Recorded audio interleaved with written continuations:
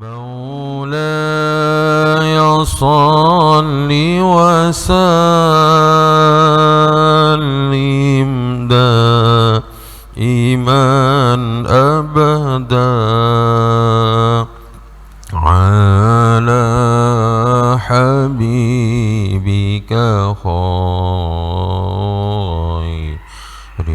الخلق كلهم.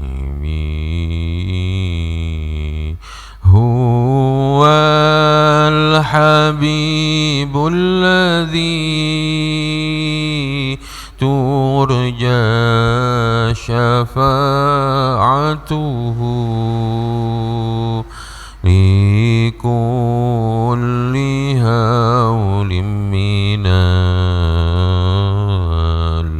الأهوال مقتحم. يا ربي بالمصطفى بلغ مقاصدنا واغفر لنا ما مضى يا واسع الكرم. آمين تذكر جيراني بذي سلامي ما زاجت دمعا جرى من مقلة بدمي أم هبت الريح من تلقاء كاذبة وأومض البرق في ظلماء من إضامي. فما لعينيك إن قلت اكف فهمتا وما لقلبك إن قلت استفيق يمين. مولاي صل وسلم دائما أبدا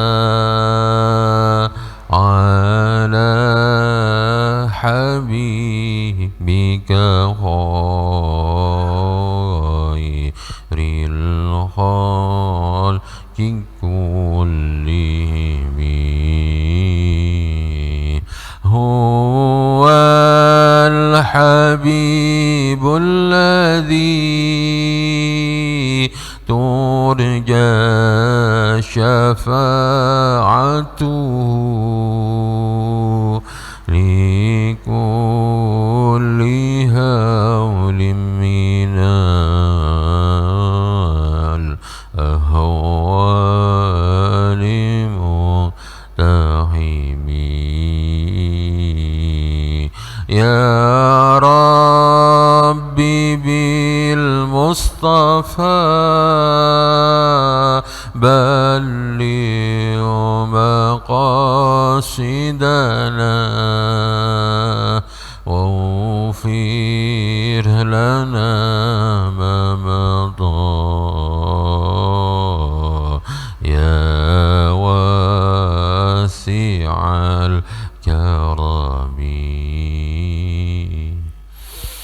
السلام عليكم ورحمة الله وبركاته. إلى حضرة النبي المصطفى محمد رسول الله صلى الله عليه وسلم وآله وأصحابه وذرياته أجمعين. شيء لله لهم الفاتحة. أعوذ بالله من الشيطان الرجيم. بسم الله الرحمن الرحيم. الحمد لله رب العالمين الرحمن الرحيم مالك يوم الدين. إياك نعبد وإياك نستعين. اهدنا الصراط المستقيم صراط الذين أنعمت عليهم غير المغضوب عليهم ولا الضالين آمين.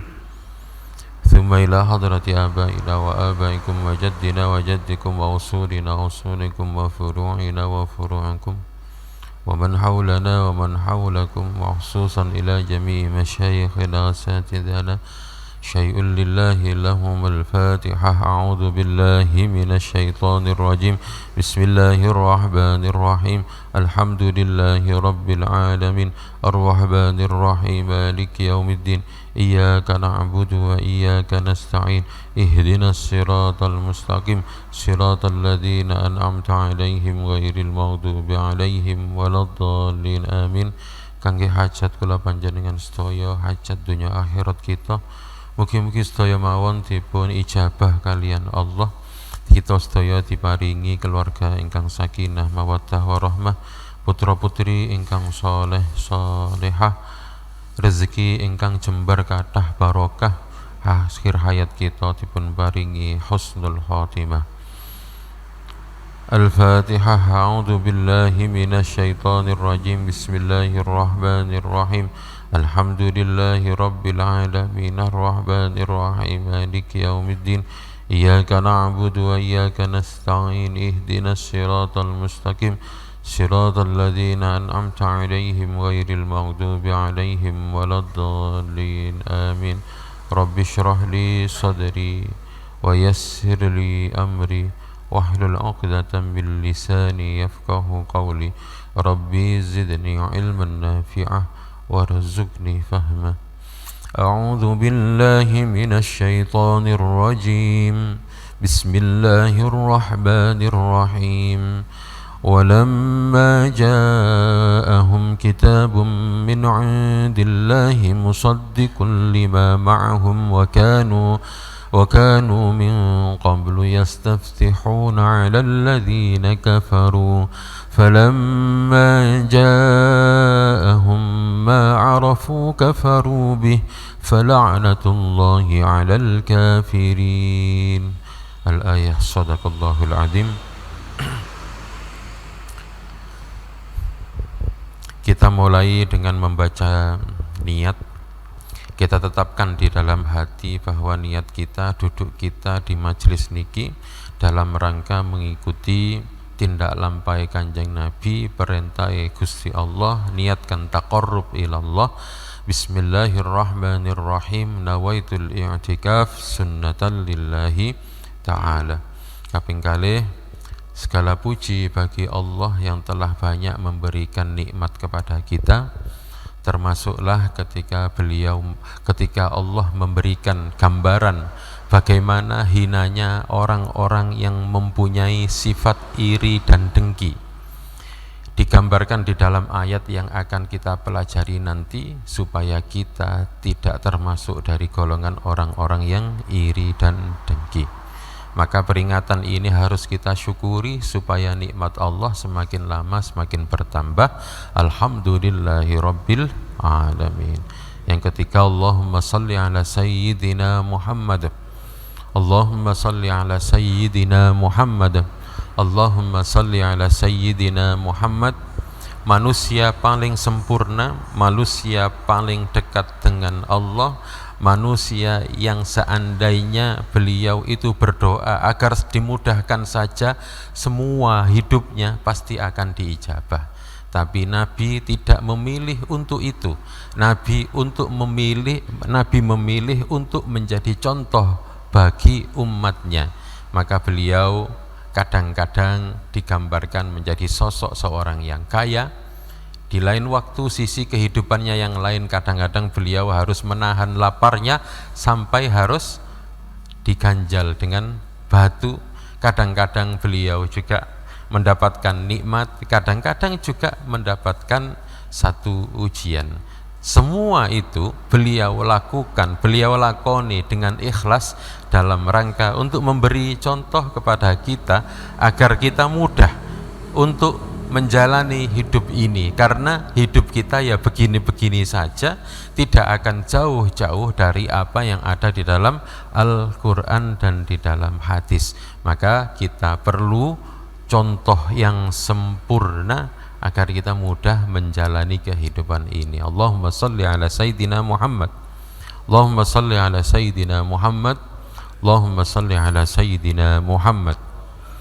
Kita akan lanjutkan pada ayat yang berikutnya, yaitu ayat 89, 90 dan 91 dari surah Al-Baqarah. Bismillahirrahmanirrahim. Walamma ja'ahum kitabun, dan ketika kitab itu telah datang kepada mereka. Kitab itu min indillah, dari sisi Allah langsung, musaddiqun, yang membenarkan, lima ma'ahum, pada apa yang telah ada pada mereka. Yang telah ada pada mereka adalah kitab Taurat. Wa kanu, dan mereka orang-orang Yahudi ini, min qablu, pada waktu sebelumnya, sebelum datang Nabi Muhammad, sebelum datang Al-Quran, yastaftihuna, senantiasa meminta tolong kepada Allah agar mereka diberikan kemenangan untuk alalladzina, mengalahkan orang-orang kafaru yang kafir. Falamma ja'ahum ma'arafu, ketika sesuatu yang mereka kenali, yang mereka minta, yang mereka tahu betul isinya itu datang, kafaru bih, mereka ingkar. Fala'natullahi 'alal kafirin, laknat Allah untuk orang-orang yang ingkar, laknat Allah untuk orang-orang kafir. Bi'sa mashtarau bihi anfusahum, ini adalah jual beli yang sangat buruk ketika mereka menjual dirinya, ayyakfuru, dengan sesuatu yang sangat rendah, yaitu mereka mengkufuri bima anzalallah, pada semua hal yang telah Allah turunkan, baghyan, karena rasa iri, karena dengki, ayyunazzilallahu min fadlihi ala man yasha'u min ibadihi, yaitu ketika mana Allah memberikan fadlnya, kenikmatannya kepada seseorang yang Allah kehendaki.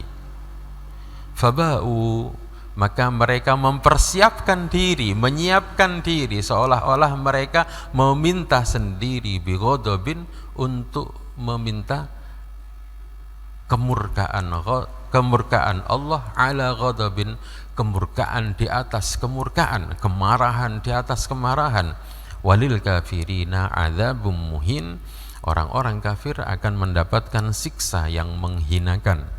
Wa idza qila lahum, dan jika dikatakan kepada mereka, aminu, berimanlah, bima anzalallah, pada semua hal yang telah Allah turunkan, qalu, mereka menjawab, nu'minu bima unzila alaina, kami hanya akan beriman pada yang turun pada kami saja. Wa yakfuruna bima wara'ah, dan kami ingkar pada yang sesudahnya, yaitu Al-Quran. Wa huwa al-haqqu musaddiqan lima ma'ahum, padahal Al-Quran itu datang dalam rangka untuk membenarkan apa yang telah ada pada kitab mereka. Kul, katakanlah wahai Muhammad, falima taqtuluna, kenapa kamu membunuh anbiya Allah, para nabi, min qablu, pada zaman-zaman dulu, in kuntum mu'minin, jika kamu adalah orang-orang yang beriman. Bapak Ibu, 3 ayat ini kita minta kepada Allah agar dalam penjelasan nanti mugi-mugi disertai dengan taufik dan hidayahnya, sehingga kita mendapatkan banyak kebaikan dari kisahnya orang-orang Yahudi ini. Mari kita mulai, Bapak Ibu.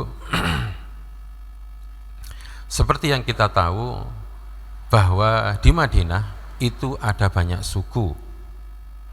Ada Aus, ada Khazraj, dari golongan non-Yahudi. Yang dari Yahudi itu ada 3. Ada Qainuqa, ada Nadir, ada Quraidah. Mereka berbaur menjadi satu di dalam satu komunitas, yaitu penduduk Madinah. Dulu sebelum Kanjeng Nabi datang, mereka saling berperang antara non-Yahudi. Suku besar yang menguasai di Madinah, yaitu Aus dan Khazraj, itu selalu saling bermusuhan, saling mengalahkan. Persaingan dan permusuhan ini umurnya sudah ratusan tahun. Akhirnya mereka capek. Nah, ya, capek kok gelut, saiki menang, tahun ngarep ganti sing menang. Ngoten terus. Nah, suku Aus dan Khazraj ini mereka punya mitra dari kalangan orang Yahudi. Ya, dari golongan orang Yahudi. Orang-orang Bani Quraidah, orang-orang Yahudi dari Bani Quraidah, mereka ngebloknya ke suku Aus. Bani Nadir pula ngebloknya ke Bani Khazraj, suku Khazraj. Inilah yang kula terangkan di ayat-ayat sebelumnya, yaitu tenggene ayat ayat 85, ayat 85, mungkin 2 minggu pertemuan sebelumnya, ketika wa iyyatukum usara tufaduhum wa huwa muharramun alaikum ikhrajuhum, yaitu tenggene ayat ini memberikan gambaran kepada orang-orang Yahudi betapa munafiknya mereka itu. Bahkan sesama mereka bisa saling memunafiki, mereka bisa saling saling mengkhianati. Bentuk pengkhianatannya nopo? Ngeten. Suku Aus kalih suku Khazraj bermusuhan. Orang-orang Yahudi yang ada di Madinah, yang ada 3 niku, mereka sebenarnya juga saling bersaing sesama orang Yahudi.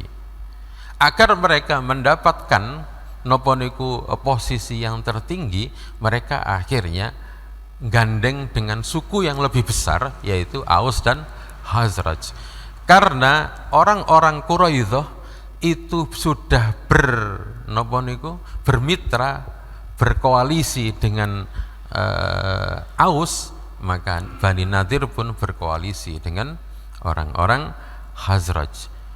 Ketika mereka menguasai, maka yang satunya akan menjadi mulia. Permasalahannya adalah mereka ini adalah saudara. Nah, tetapi mereka saling berperang di dalam kesunyian, saling mengalahkan. Tapi mantun ngoten, engko nek kapan dulure dari suku Bani Quraidah mereka itu terbunuh ataupun tertangkap oleh musuhnya, mereka koyok-koyok pengin menebus kebaikannya dengan pengin menebus tawanannya yang dari suku sebelahnya nih, ditebus ben koyok-koyok cek koyok api-api. Padahal yang mereka lakukan itu adalah sebenarnya saling membunuh. Tapi begitu enek koncone utawa dulure sing tertawan, yo wis tak tebusi, padahal sebenarnya mereka saling membunuh. Lihat pengkhianatan mereka. Kita tinggalkan pembahasan ini karena 2 minggu yang lalu sudah kita jelaskan. Nah, kula mulai ayat ini dengan sebuah cerita kayak tadi, lalu kula lanjutkan lagi. Bapak Ibu, di Madinah bahkan juga di Mekah niku, orang yang beriman kepada Allah itu ya hanya orang Yahudi dan hanya orang Nasara. Mereka beriman kepada Allah, terutama orang Yahudi. Orang Yahudi ini mengesahkan Allah. Mereka enggak suka untuk menyembah berhala. Mereka enggak suka menduakan Allah, syirik, menyekutukan Allah. Mereka enggak suka. Mereka juga punya syariat. Syariatnya nopo? Contohnya mereka enggak boleh berzina, mereka enggak boleh mencuri, mereka enggak boleh riba. Niku syariat itu sudah dikenal oleh orang-orang Yahudi. Nah, syariat ini yang mereka pegang teguh niki, kemudian datang Al-Qur'an. Al-Quran datang membenarkan semua apa yang sudah menjadi ajarannya orang-orang Yahudi. Membunuh dilarang, riba dilarang, mencuri, minum khamr, makan babi, itu semuanya diharamkan dan Al-Quran membenarkan. Inilah maksud dari kalimat musaddiqul lima ma'ahum, bahwa Al-Quran membenarkan apa semua yang sudah berlaku di dalam agama Yahudi. Nah, tenggene mriki harusnya kita membayangkan apa? Bapak Ibu, ada sekelompok kecil yaitu Bani Israel niki, orang-orang Yahudi maksudnya, Yahudi Qainuqa, Yahudi Nazir, Yahudi Quraidah. Mereka orang suku minoritas di kota Madinah. Nah, tapi datang kemudian Rasulullah waktu itu datang waktu datang itu punya reputasi besar, yaitu baru saja menang perang melawan satu musuh yang sangat mustahil untuk dikalahkan, yaitu orang-orang Quraisy. Orang-orang Quraisy ini terkenal pemberani, orang-orang Quraisy ini terkenal kepahlawanannya, orang-orang Quraisy ini terkenal kaya. Nah, Nabi Muhammad berperang melawan orang-orang Quraisy pada waktu perang Badar. Nabi Muhammad menang, walaupun persenjataannya jomplang, walaupun jumlahnya juga jomplang. 300 orang melawan 1000. Niki 3 kali lipat. Yang 300 niki juga bukan semuanya orang terlatih berperang, karena kebanyakan mereka hanyalah para budak, hanya orang-orang lemah yang tidak punya hak untuk belajar memegang senjata, yang tidak punya hak untuk belajar ilmu pengetahuan. Mereka tahunya hanya pekerjaan-pekerjaan rumah. Tapi cara perang ngono wis pengetahuane iku wis beda. Ibarat cara napa niku perang mriki wong pekecik rakyat biasa musuh tentara Amerika niku kan ya wis pol-polan adoh itu kacake kan ngoten. Kita enggak pernah pegang senjata, tiba-tiba melawan orang yang terbiasa memakai senjata. Kita enggak pernah punya pengetahuan tentang berperang, harus berperang melawan orang-orang yang terlatih. Niki jomplang. Tapi lihat Bapak Ibu, pertolongan Allah membuat Nabi Muhammad niku memenangkan napa? Peperangan. Nah, harusnya ngeten, Bu. Harusnya ketika Al-Quran datang, ketika Nabi Muhammad datang dengan membawa reputasi yang lebih besar, niku orang-orang Yahudi kan harusnya tersanjung. Kenapa kok tersanjung? Karena ajarannya Nabi Muhammad itu sama seperti ajarannya orang-orang Yahudi. Itulah maksudnya kalimat musaddiqul lima ma'ahum. Termasuklah di dalamnya ada kabar-kabar tentang sosok Nabi terakhir. Nabi terakhir ini Bapak Ibu, sebelum Nabi Muhammad datang, orang-orang Yahudi yang ada di kota Mekah, karena mereka jumlahnya minoritas, ketika ditindas oleh yang mayoritas, mereka selalu berdoa kepada Allah, ya Allah, kirimkanlah pemimpin kepada kami, agar pemimpin itu bisa membawa kami kepada kemenangan dan kemuliaan. Kami tidak dihina lagi kayak sekarang. Mereka sebelumnya ngoten. Dan selalu berdoa, meminta ini terus kepada Allah. Mereka yakin karena di dalam Taurat sudah dikabarkan bahwa Nabi terakhir akan segera datang. Nah, niku mereka minta. Tapi begitu dikasih, falamma ja'ahum ma arafu, ketika mereka sudah dikasih apa yang mereka minta, kafaru bih, mereka ingkar. Iki ya apa karepe? Ngoten ya. Jaluk-jaluk dhewe tapi bisa dikei emoh. Niki sikap yang buruk. Nggih. Gambaran besarnya adalah orang-orang Yahudi niki. Gambaran buruk apa gambaran kecilnya, sebenarnya kita juga sering meminta hal seperti ini. Kita minta kepada Allah agar diberikan rezeki, tapi begitu rezeki itu datang sudah kepada kita, kita mengingkarinya. Duduk niki Gusti, jaluk rezeki, tibae dikai rezeki, bentuke niku beras ono, iwak ono, sayur ono, tapi gak nyekel duit. Tapi dia ngerumangsani jenengan kok dereng maring-maringi kula rezeki Gusti, padahal kula sampun minta berhari-hari, sudah jauh-jauh hari, lah panganan sakmono kae iku mosok duduk rezeki. Mereka mengingkarinya. Lah niki diancam oleh Allah, walil kafirina azabum muhin. Orang-orang yang mengingkari nikmat Allah ini, dia akan mendapatkan siksaan yang sangat menghinakan. Oke, Bapak Ibu, kita mundur sejenak ke cerita orang-orang Yahudi tadi. Betapa akhirnya Allah nanti akan hukum mereka dengan siksaan yang menghinakan, tidak hanya di akhirat nanti, tapi di dunia juga. Napa bentuk kehinaannya? Ngeten Bapak Ibu. Kita mulai dari 3 suku niki, dari 3 suku ini, yang pertama kali mendapatkan laknat Allah, mendapatkan siksaan berupa kehinaan adalah Bani Qainuqa. Ya. Bani Qainuqa ini yang pertama kali mendapatkan kehinaan. Napa kehinaannya?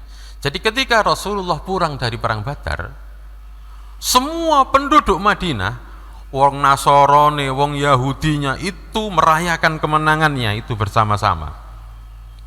Tapi ada satu Bani yang nggak mau merayakan. Namanya Bani Qainuqa niki. Mereka mengatakan, kami jauh lebih hebat daripada orang-orang muslimin. Kalau orang-orang muslimin bisa mengalahkan orang-orang Quraisy, ya wajar, mereka kualitasnya jauh di bawah kami. Padahal Bapak Ibu, ketika Rasulullah pertama kali datang ke kota Madinah, semua penduduk Madinah itu dijadikan ummatan wahidah, jadi satu kesatuan. Mereka semuanya saling terikat dengan sebuah janji. Janji itu dalam bahasa Arab ditulis, dan ini menjadi perjanjian pertama di dunia yang keren, namanya Shahifah Madinah, atau dalam bahasa yang kita fahami, dalam bahasa Indonesia jadi Piagam Madinah.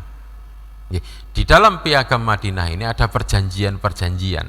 Salah satu isi perjanjiannya adalah antara satu sama lain harus saling menghargai, antara satu sama lain harus saling melindungi, antara satu sama lain harus mendapatkan hak yang sewajarnya, tidak boleh ada pembelaan yang berlebihan ketika bersalah. Niku enten ada 47 poin tentang hidup bernegara, hidup bersama-sama yang ditandatangani oleh seluruh kabilah yang ada di kota Madinah. Tapi Bani Qainuqa niki mengkhianati perjanjian ini, yaitu pertama-tama dengan mulai nopo niku ngenyek kemenangane orang-orang muslimin. Ngono tok ae sapa gak iso. Ngoten janjane sinten orang-orang Yahudi Bani Qainuqa. Nah, puncaknya ketika ada seorang muslimah, seorang perempuan muslim niku belanja di pasarnya Bani Qainuqa. Mereka orang-orang iseng, orang-orang jahil ini kudunge tiang estri wau waktu dodolan, waktu jual beli ngoten tibake dikerjai, Bu. Kudunge niki sing mburi niku dicancang kalih ujung roknya. Dicancang. Sehingga ketika berdiri ya malik, Bu. Nggih, malik. Wong kecancang ngeten kan, pas lungguh dicancang kan tambah endek kan ngoten nggih. Akhirnya malik, begitu malik terbuka auratnya. Seluruh orang-orang Yahudi yang ada di situ tertawa, sawon sampai guyu-guyu. Ini sebuah pelanggaran sampunan, pelanggaran perjanjian. Lalu ada seorang muslim yang lewat melihat kejadian ini, membela, tapi karena dia seorang akhirnya ditawur pisan, matilah dia. Nah, tenggene mriki akhirnya Kanjeng Nabi menghukum orang-orang Bani Quraidah. Hukumannya mari dikepung, mereka nyerah satu bani niku. Begitu nyerah, akhirnya mereka terpaksa diusir dari kota Madinah. Nah, itu kehinaan azabum muhin yang menimpa orang-orang Bani Qainuqa di dunia. Lah somben nang kene akhirat mereka akan dapat lagi yang lebih besar. Bani Nadir adalah bani kedua yang mendapatkan kehinaan. Napa bentuk kehinaannya? Ya, setelah perang Uhud, ya, mereka melakukan setelah perang Uhud mereka melakukan pengkhianatan dengan cara memberikan bocoran-bocoran tentang kekalahan orang-orang Islam pada waktu perang Uhud. Nungkai bocoran mbek ngajak-ngajak perang, ngajai perang orang lain. Mereka bersekutu, berkoalisi dengan kekuatan besar saat itu, orang-orang Quraisy, orang Nasoro, orang niku banyak. Akhirnya nanti niku persiapan untuk perang Ahzab niku.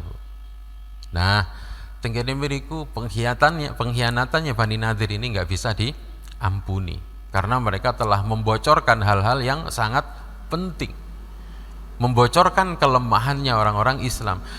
Niki Bani Nadir niku kaya muni ngeten nanggone orang-orang yang diundang untuk berperang niku. Ayo, kalau kalian, ini sanjang pertama, sanjang ke Bani orang-orang Quraisy. Wahai orang Quraisy, kalau kamu ingin membalaskan dendammu, saat inilah waktunya. Karena orang-orang Islam itu masih belum sembuh lukanya, belum pulih kekuatannya. Ayo habisi dia. Ini Bani Nadir. Jahat sekali, Bu. Nah, mereka mendapatkan kehinaan. Kehinaannya berupa apa? Ketika perang melawan Bani Nadir, niku Bani Nadir pun langsung kalah melawan orang-orang Islam. Nah, Bapak Ibu, di kekalahan Bani Nadir ini ada satu kisah tambahan, yaitu disinilah Rasulullah kemudian menikah dengan pembesarnya orang Bani Nadir, namanya Sofia binti Huyai. Sofia binti Huyai niki anak daripada pemimpin mereka namanya Huyai. Pemimpinnya Bani Nadir ini namanya Huyai, punya anak namanya Sofia. Dan yang ingin kalau ceritakan, Sofia ini keren, Bapak Ibu.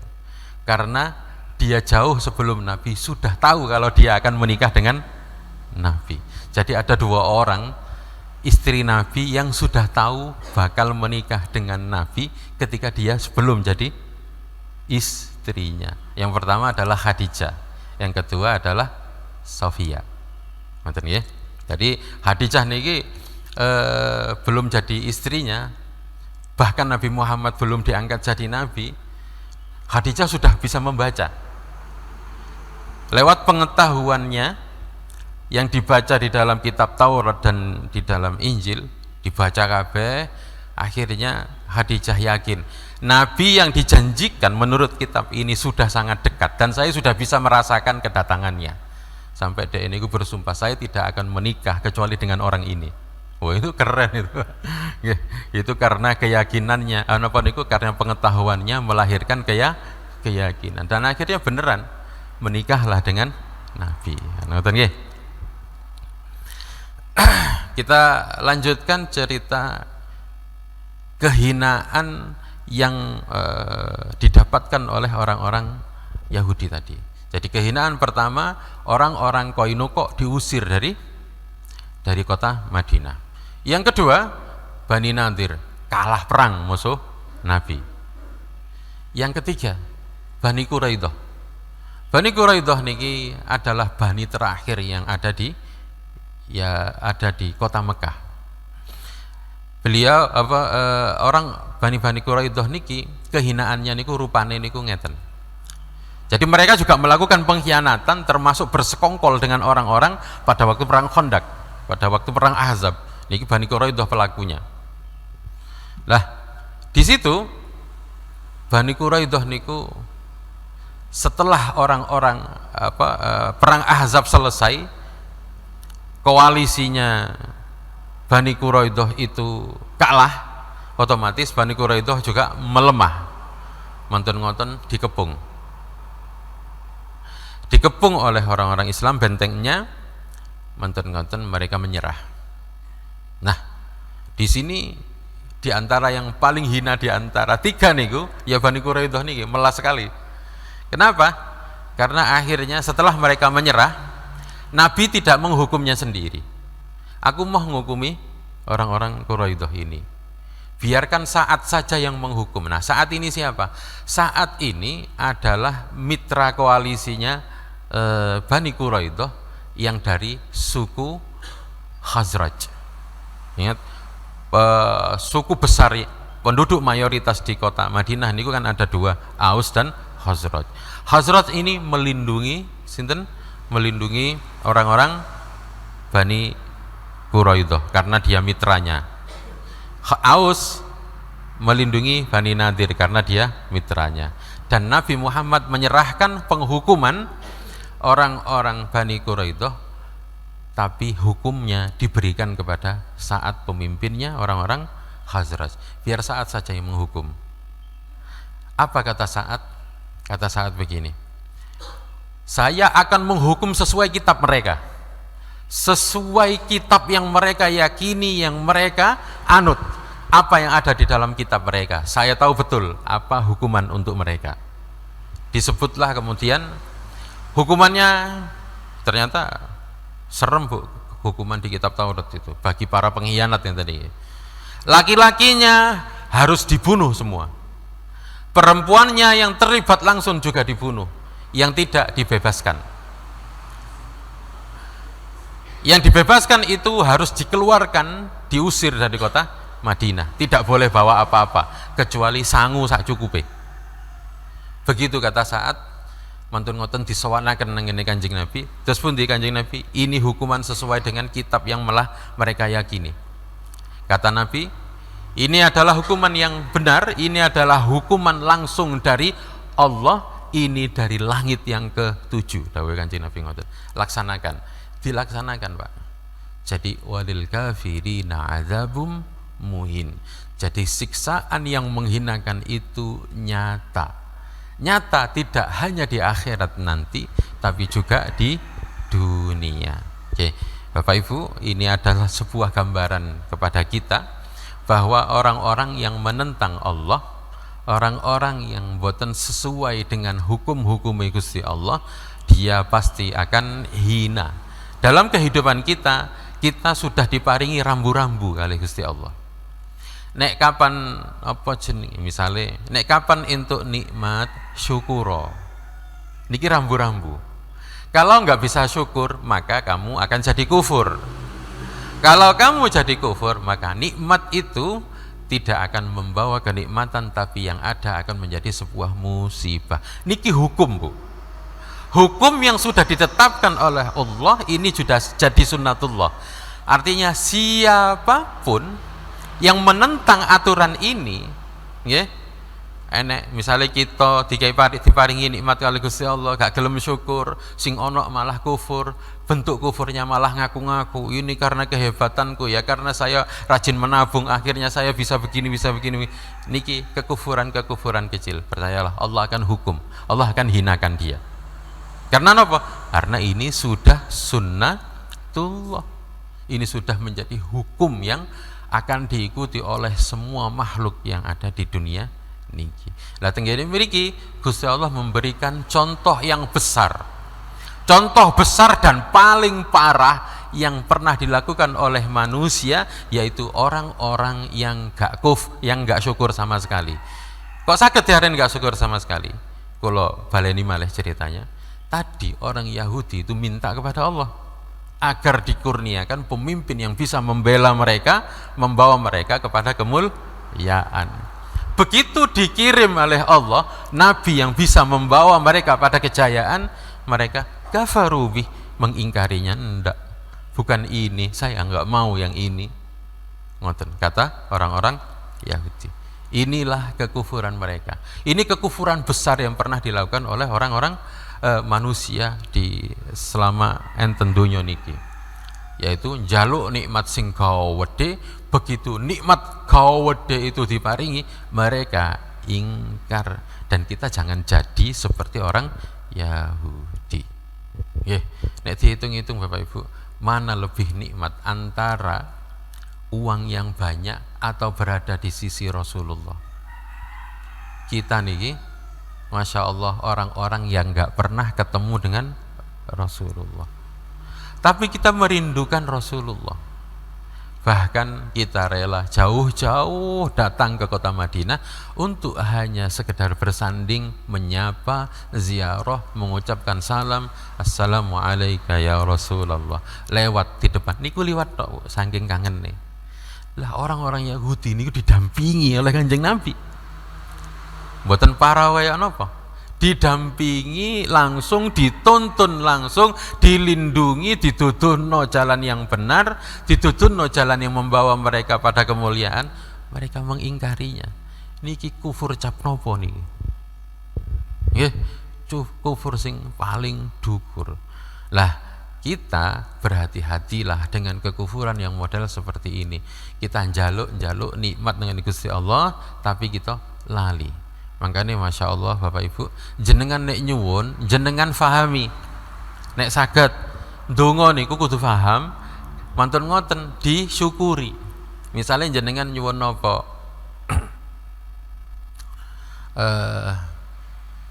Mboten usah jauh-jauh nggih. Kalau wingi niku kula injing-injing badene berangkat tengene pondok, tengene ibu ngidul mriku melampah. Waktu enten ngisi rutin tenggene pondok putri. Dalam berjalan ujuk-ujuk hati niku oleh ndonga nanggane Gusti Allah niku lan-lanan. Gusti kula nyuwun tenggene jenengan zat yang maha kaya, uang sak menten. Langsung kula sebut, Pak. Kula sebut langsung uang sak menten juta Gusti. Tapi kula rahasiakan anune nggih. Karena ini tidak penting. Nopone sing mboten penting, jumlahnya nggak penting. Kula minta langsung pagi-pagi. Pun mantun donga seperti biasanya langsung kula pasrahan. Pun terserah jenengan paringi model ya nopo, kula pasrah mawon. Niki pagi Jumat. Pas Jumat kula angsal WA. Enten WA unine ngenten. Ngapunten nggih Gus, kula transfer sak menten riyen nggih. Kok pas jumlahnya sama persis sing kula minta pagi tadi. Persis kula eling ambek penjaluke. Nggih. Ya Allah, aku bener, aku mau njaluk duit. Ngoten. Njaluk duit, dikai duit sak monten. Kula simpen, Bu. Cerita niki kula simpen biar saya saja yang tahu. Dadak bengi niku keprojot nanggone ning kula cerita kebrojot. Kula eling-eling cerita niki karena napa? Ya memang seharusnya kalau kita minta nang Gusti Allah kita niki eling. Supaya sok mben nek dikei niku cegak lali. Kula ceritakan ulang tengene ning. Jawabannya ning. Yah, kok njaluk mek sakmono? Ngoten. Kok gak 10 miliar ae lapo kok njaluk mik 10 juta tok iki lho. Kok gak 10 miliar. Kula jawab ya napa ya. Lah encene njaluke sakmono isuk mau. Wong njaluk semono wis gak masuk akal asline ngoten nggih. Tapi ya kita yakin saja nang ngene Gusti Allah memang nek ndongane kudu ikhlas. Nggih. Ndonga kudu ikhlas. Njaluk ya njaluk ngono ae. Gathik Gusti kula jenengan paringi pekerjaan, kersane nek mantun nggak ada pekerjaan, kula nggak ada gaji, nek mantun nggak ada gaji, kula celengi sagel damel haji. Kesuwen. Ngoten nggih? Kesuwen. Aja ngono nek ndonga ngoten nggih. Anggete Gusti Allah gak iso nata kabeh ngoten ta. Nek ndonga langsung wae ngoten nggih. Langsung. Katok dadek njaluk napa? Gusti jenengan paringi kula pekerjaan, kula sakniki nganggur, jenengan paringi pekerjaan. Wonten jenengan paringi gaji sing pekerjaan niku sing gajine niku sak menten lho Gusti. Ndukure 2 kali ini UMR ngoten lho Gusti. Terus wonten ngoten mungkin kula tabung damel lunga kaji. Kesuwen njaluk langsung lunga kaji beres kan ngoten nggih. Dene sok emben mara kajine nyantol-nyantol kopere ku tangga ta ya napa kan nggih. Mboten masalah, sing penting tutuk haji ngoten nggih. Jadi kita nek ndonga ada. Nah, yang pengen kalau ceritakan dengan mriki, kadang kita niku sering nek kapan donga niku lali ambek dongane dhewe. Sehingga ketika Allah kasih, kita niku gak rumangsani. niku jengkelno Bapak. Cara kita ngekei anak biyen tahun duwe istilahnya zaman sik napa niku zaman awake dhewe gak duwe dhuwit, Pak aku pengen tukokno sepeda motor. Kan tukokno ya ngoten iki. Tapi kita enggak segera ngasih seminggu kas. Kita belikan ki lho nak sepeda motor. Terus dhek lali ambek njaluke. Iki lak sing mbok jaluk. Iya ta Pak, aku pengen tau njaluk iki ta. Gak ngregetno ta ngoten niku. Gak dek ngoten. Nah, kita juga sama minta kepada Allah diingat-ingat supaya kita mudah untuk menjadi orang yang bersyukur. Ben gampang syukure. Soalnya oh iki ben tak jaluk dikai iki. Alhamdulillah. Kan ngoten iki. Jaluk anak soleh terus ngonten-ngonten anake pelan-pelan mulai ketok soleh. Ngoten mulai iso sarungan, mulai iso kopian, disyukuri. Ini cara Allah napa? Ndadekno mewujudkan doa kita. Lah nek kita niki lali ambek dungane dhewe. Njaluk diparingi anak soleh. Tibae anake pelan-pelan berproses. Langsung demo nang ngene Gusti Allah. Terus pundi to Gusti? Kok jenengan dereng paringi kula anak sing soleh? Kok gak langsung jling dadi anak? Loh, ya apa? Lah dikai langsung lah ya tambah lali ambek anake dhewe. Loh, iki anak iki kok moro-moro soleh iki ya apa iki kesambedon ndi arek iki ngoten. Jadi itulah kenapa kita harus mengingat doa kita. Lah ojo dadi tiang Yahudi. Wong Yahudi njaluk nang ngene Gusti Allah agar diberikan pemimpin, diberikan nabi yang bisa membawa pada kemuliaan. Begitu dikai tenanan, apa yang terjadi? Kafaru bih, mereka mengingkarinya. Fala'natullahi 'alal kafirin, maka laknat Allah atas orang-orang yang kafir. Bentuk laknatnya adalah mereka akan mendapatkan azabum muhin. Oke. Sakniki tas enten berapa menit Ibu? Masih 11 menit. Oke. Kula sempurnakan. Lalu apa yang membuat mereka niku kufur? Lalu apa yang membuat mereka niku gak gelem wis njaluk nang nggone Kanjeng Gusti Allah agar diberikan pemimpin nabi yang bisa membawa mereka pada muliakan? Begitu diparingi bentuknya adalah manusia terbaik yaitu Nabi Muhammad, mereka mengingkarinya. Pertanyaannya, kenapa mereka mengingkarinya? Ayat berikutnya menjelaskan,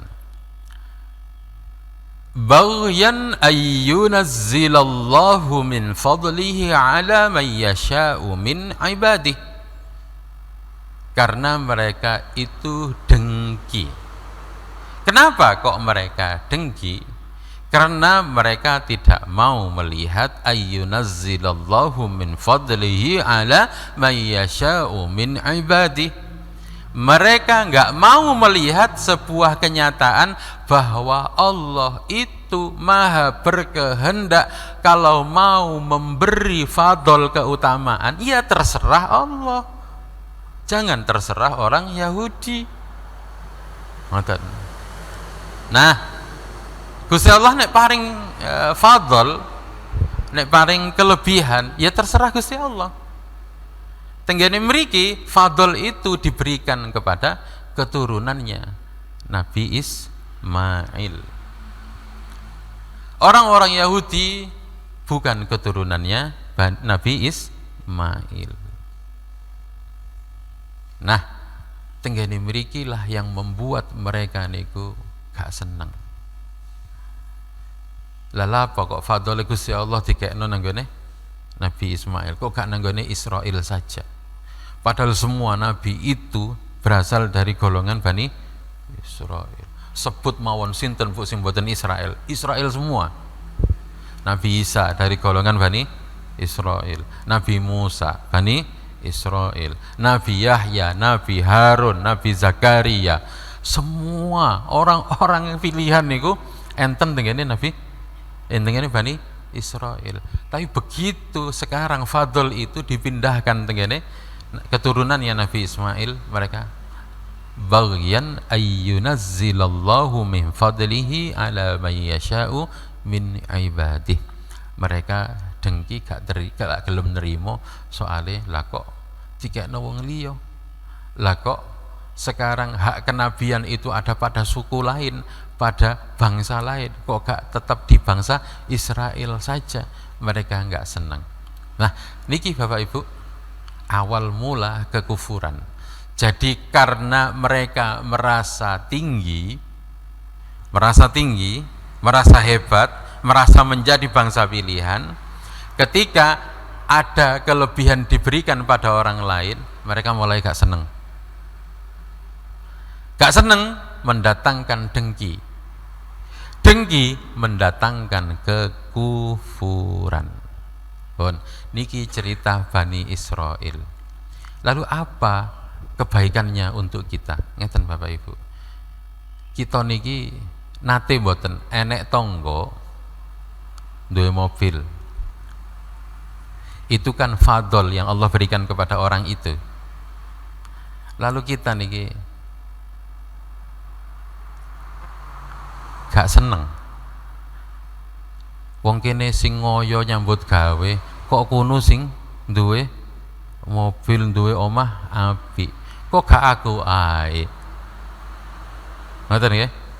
Akhire dhek ngomong-ngomong nang gone wong. Alah, sapa gak iso nek tuku mobil kreditan ae. Nggih, mula-mula enggak nerimo ambek pandumane Gusti Allah. Mula-mula ngoten. Dhek didadekno ngeten, tanggane dadekno ngeten, ngarepe dadekno ngene, dhek mboten nrimo. Aku iki sing paling alim, aku iki sing paling tuwek nduk kene, aku iki sing paling hebat. Tapi kok sing tuku mobil sing omahe apik-apik kok arek-arek cilik-cilik iku. Kok arek wingi-wingi iku kita enggak nerima. Niki akar mula kekufuran. Mboten nerima pandumane Gusti Allah. Akhirnya gara-gara mboten nerima pandumane Gusti Allah, berangkat nanggone iri dan dengki. Dari iri dan dengki akhirnya jadilah kufur. Jadi bahaya sekali Bapak Ibu. Nggih, bahaya urut-urutane niku ngoten. Jadi dari tidak menerima napa? Pandumane Gusti Allah. Kita niki diuji dengan keadaan kita masing-masing. Nggih, enek sing lahir sugih, enek sing lahir melarat. Anggite sugih mboten ujian, ujian. Melarat juga ujian. Antarane sing sugih sampai sing melarat gak usah saling delok, biarkan saja. Ini bagian kita dadi koyo ngene, ayo diterima mawon. Gak ada banding-banding loh. Gak ada ndelok antara satu sama lain. Sing sugih misalnya ngelokno sing melarat, ya ngono iku. Wong males yang ngono iku. Loh, wong nek boros yang ngono iku malah dadi melarat. Masya Allah Bapak Ibu, ini menyakitkan. Nggih, ini menyakitkan. Nek dirungokno niku menyakitkan. Nek dihitung-hitung sakjane boros pundi sih wong sugih ambek wong melarat niku. Nek dihitung-hitung ya panggah borosan wong sugih.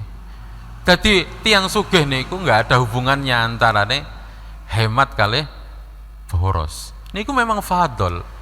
Ngoten nggih. Fadl Gusti Allah. Ya sudah.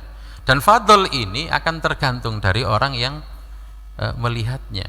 Ada orang melihat bahwa sing melarat itu fadl. Iya, Imam Syafi'i bahkan meminta agar hidupnya itu melarat dan dimatikan dalam keadaan melarat. Artinya apa? Melarat niku nggih fadl, nggih keutamaan. Karena orang melarat itu mboten ribet, Bu. Urip yang melarat niku mboten ribet, gak adik mikir pajak. Gitu. Gak adik mikir urusan nanggone bank, gak adik urusan nopo repot katene ya apa amre dunyane gak ilang, digolekno CCTV, digolekno satpam, mboten ribet blas uripe. Nggih. Nek mangan ya padha-padha mangane.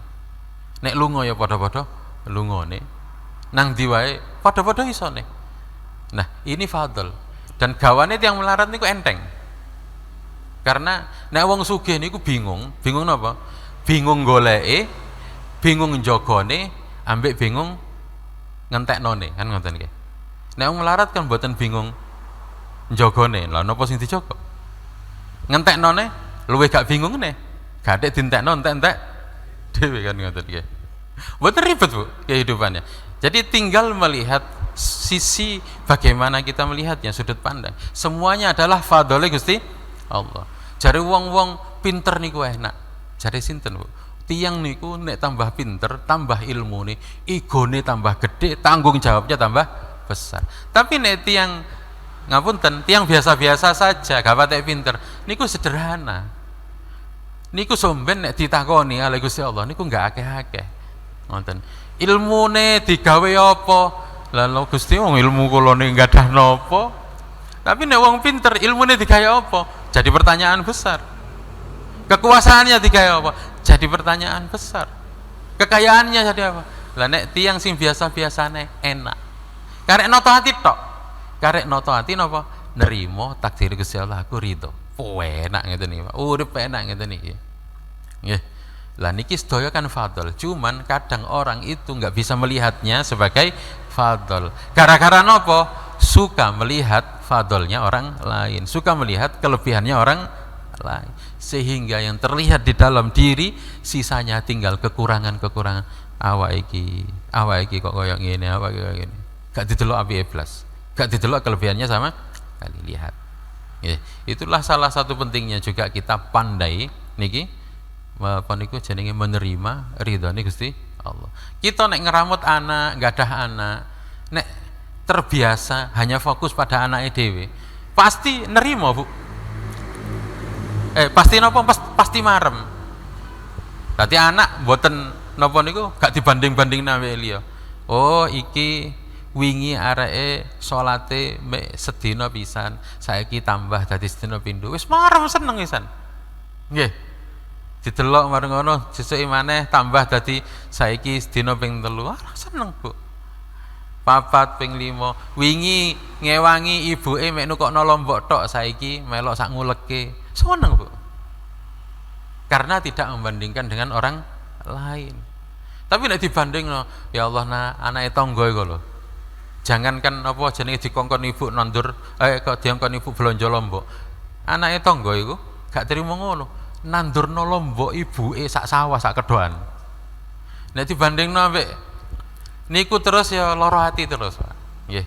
Mari ayo pandai-pandai kita melihat fadl yang Allah berikan pada diri kita sendiri dan jangan melihat yang ada pada orang lain. Karena niki akar punca sumber dari kedengkian, dan kedengkian nanti akan melahirkan kekufuran.